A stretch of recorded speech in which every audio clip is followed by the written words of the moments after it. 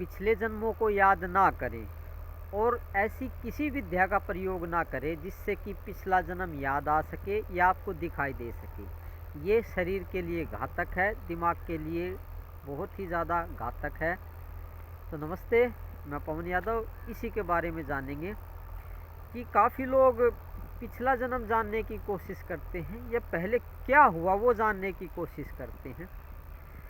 इसमें शरीर और जो दिमाग होता है उसको क्षति पहुंचती है, क्योंकि ज़्यादा याददाश्तगिरी दिमाग की नसों के लिए और दिमाग के लिए अच्छी नहीं है। उसका कारण ये है, आप और हम इसी जन्म की याददाश्तगिरी को नहीं झेल पाते हैं और दिमाग भारी रहता है, टेंशन रहती है, सर दर्द रहता है।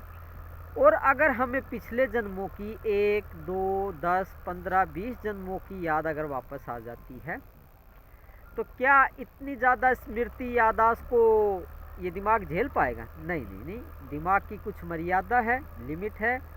ये ज़्यादा याददाश्तगिरी को नहीं संभाल पाता है। ज़्यादा याददाश्त इसके लिए घातक है, क्योंकि जो नसें होती हैं, न्यूरॉन्स होते हैं, वो कुछ हद तक ही याददाश्त को संभाल सकते हैं। अगर इसमें पिछले जन्मों की याददाश्त आ जाती है तो उसमें किसी ने हमारा बुरा किया था या हमने किसी का बुरा किया था या हमने किसी का मर्डर देखा था या अपनी मृत्यु देखी थी किसी वजह से, और पिछले जन्मों के जो दोस्त, रिश्तेदार, घर परिवार याद आ जाते हैं तो उनकी स्मृति आती है तो शरीर उनको झेल नहीं पाता। और स्मृतियाँ जो होती हैं वो बुरी भी हो सकती हैं।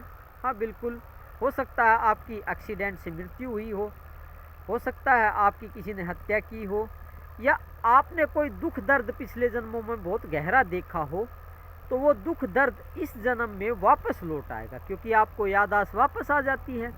जब याददाश्त वापस आ जाएगी तो पिछले जन्मों की जो टेंशन है, दुख दर्द है, वो भी वापस आ जाएगा।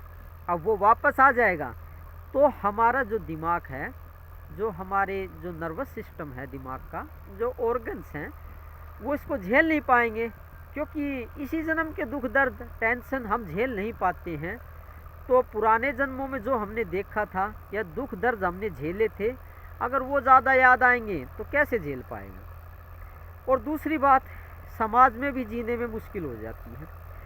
एक 10-15 साल का बच्चा है, अगर उसको पिछले जन्मों की याददाश्त वापस आ जाती है तो शरीर की उम्र तो उसकी कम है, लेकिन दिमाग की उम्र बहुत ज़्यादा बढ़ जाती है। इसलिए शादी करने में, खाने कमाने में, लोगों के साथ बैठने उठने में, अपने जो उम्र के लोग हैं उनमें बैठने में, उनसे बात करने में काफ़ी समस्याएं आती हैं, क्योंकि उनकी बातें तो बुज़ुर्गों जैसी मिलेगी, उनके चेहरे पे टेंशन मिलेगी, वो पागल भी हो सकते हैं। ज़्यादा पिछले जन्मों की याद से आदमी निश्चित ही पागल हो सकता है।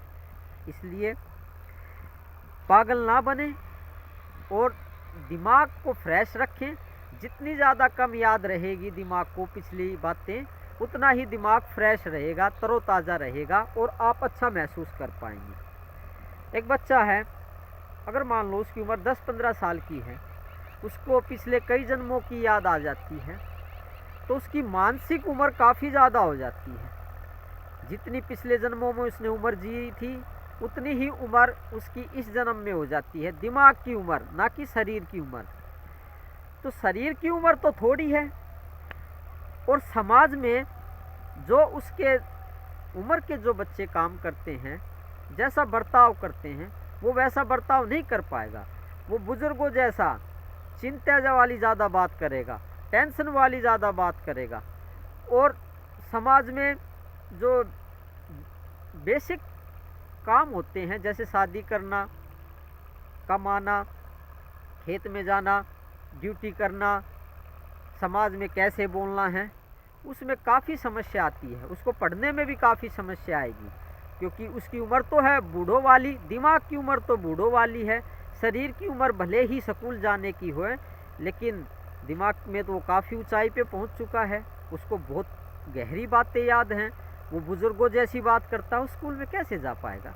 तो ये तो एक दो एग्जाम्पल दे के आपको समझाया गया है कि समाज में जीने में काफ़ी समस्या होती है, और दूसरा दिमाग की नसें इसको झेल नहीं पाएगी और आदमी हो सकता है पागल, और निश्चित ही पागल हो सकता है, दिमाग से विक्षिप्त होने की पूरे पूरे चांसेस है। इसलिए आप पिछले जन्मों को याद ना करें, ज़्यादा टेंशन हो जाएगी, पागल हो सकते हो। आराम से ज़िंदगी जिएं और कम से कम पिछली बातों को याद रखें, या पिछले जन्म की ऐसी किसी भी विद्या का प्रयोग नहीं करना चाहिए या आजमाना चाहिए जिससे कि आपकी पुराने जन्मों की याद वापस आ जाए।